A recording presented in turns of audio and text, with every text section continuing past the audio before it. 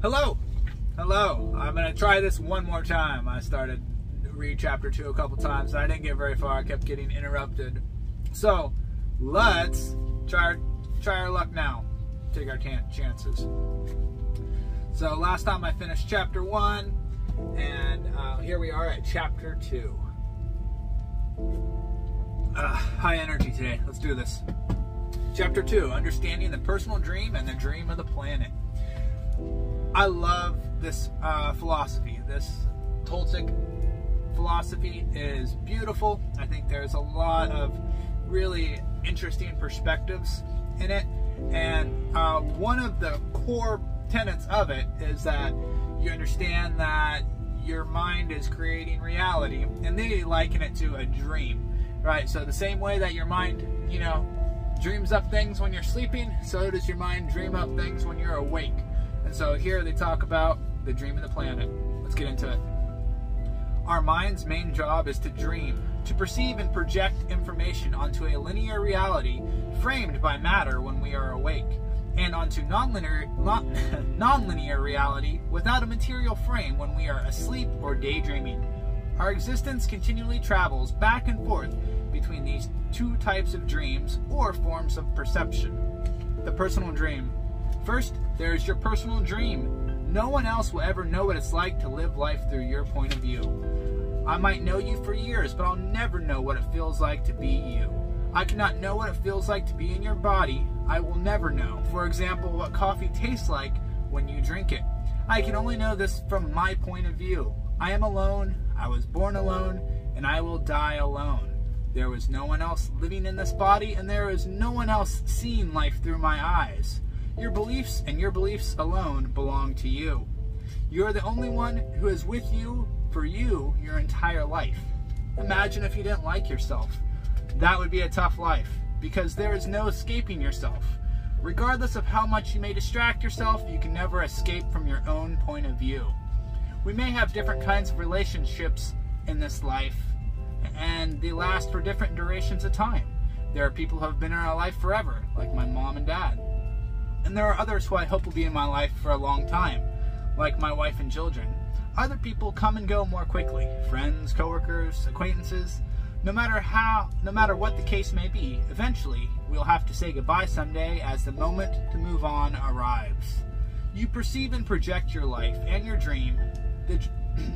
You perceive and project your life and your dream. This dream is constructed through your thoughts and your experiences of being alive. You experience your dream through the nervous system of your body, through your eyes, ears, and through your emotions, and through your love. You are the only one who knows how wonderful it is to feel the pleasures of eating a meal you enjoy, or hugging or kissing someone, or simply being alive. Through your own perception. This is your personal dream. You can make it the most wonderful paradise or the most perfect nightmare. It's all based on what you believe in, what you think, and what you know. The dream of the planet. Every living creature is in communion. The communion between us could be as small as you and me, or as it could be as big as a household, a community, nation, continent, and so on. Along this line, the dream of the planet could be as small as a dream shared between just two individuals, or it could be as large as a dream shared among everyone in existence, and anywhere in between. What constructs the dream of the planet? It starts with you and me. Just as I am responsible for me to the tips of my fingers, you are responsible for you to the tips of your fingers. We are two individual dreams, two individual points of perception. The relationship between us, however small it may be, is the dream called us. It happens when we interact with one another and the ideas, concepts, and agreements flow between us. The dream of the planet is composed of our yeses and nos, also known as intention. For every yes, something is created. For every no, there is no creation. With our imagination, we can create things that become beautiful or ugly. And as soon as we say yes, the action is taken to manifest that thing. The dream of the planet is constructed by our collective choices. It is a manifestation of our shared intention. We are all connected because we have the desire to engage one another. We are now sharing a piece of common dream, and this is the dream of the planet. You see, the dream of the planet is constructed by the need to share and communicate with one another. We either engage with others in a relationship based on respect, or we impose and subjugate each other disrespectfully with the need to make each other fit the molds of our own beliefs and ideas. The person I am right now is the accumulation of my yeses and nos over the course of my life, and that is true for each and every one of us. Action is taken on larger scales when we say enough of the yes. And this is how the dream of the planet moves and acts. A good way to visualize this is to imagine a flock of birds.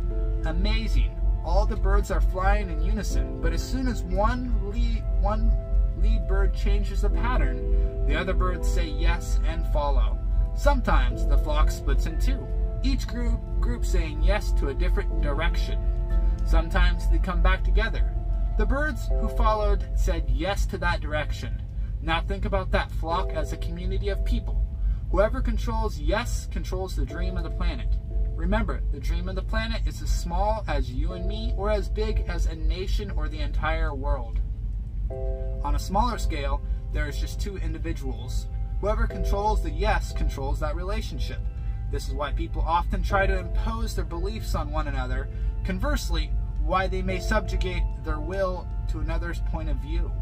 Harmony exists when we engage one another with respect, honoring each other's yeses and nos as we construct the dream of us. Both the personal dream and the dream of the planet are built on knowledge. This is a tool by which we are able to survive in the world. But, as we will see in the next chapter, our attachment to knowledge increases. As our attachment to knowledge increases, it narrows our ability to perceive life as it truly is, thus narrowing our potential. Ooh, that's it. Boom. Chapter 2 done, and this is beautiful. This is a reoccurring theme of the dream, our personal dream, and the dream of the planet that the Toltec philosophy will circle back to time and time and time again. It's a great way to conceptualize the mind, how the mind is creating things. So I'm gonna go ahead and stop that right here. We're gonna really get into it here in these next few chapters, and I'm gonna stop in the paragraphs and provide my thoughts and some commentary while I'm reading it. But stay tuned.